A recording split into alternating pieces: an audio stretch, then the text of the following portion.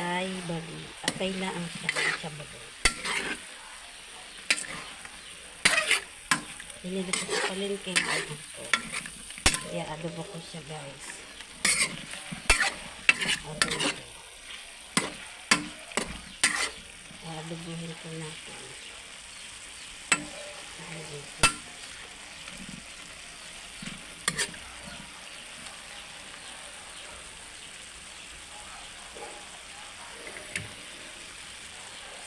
Guys, lalagyan natin siya ng toyo.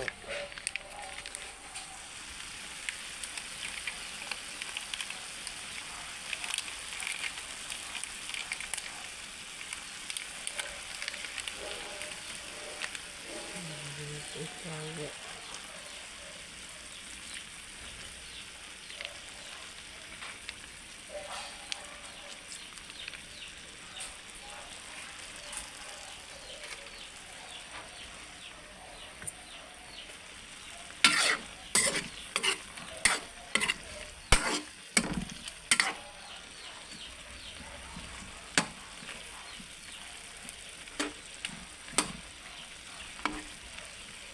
Adobong atay. Atay ng baboy po ito. Atay ng baboy.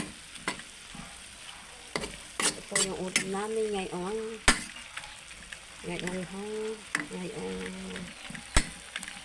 hapunan.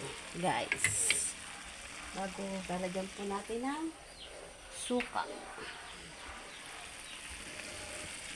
Konting suka lang ilalagay ko, guys.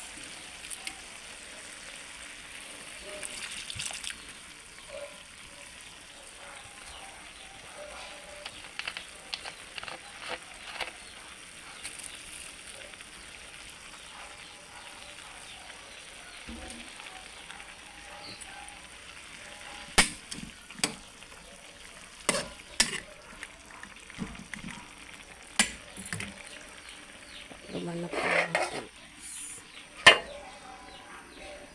Tapos mamaya po natin makikita kung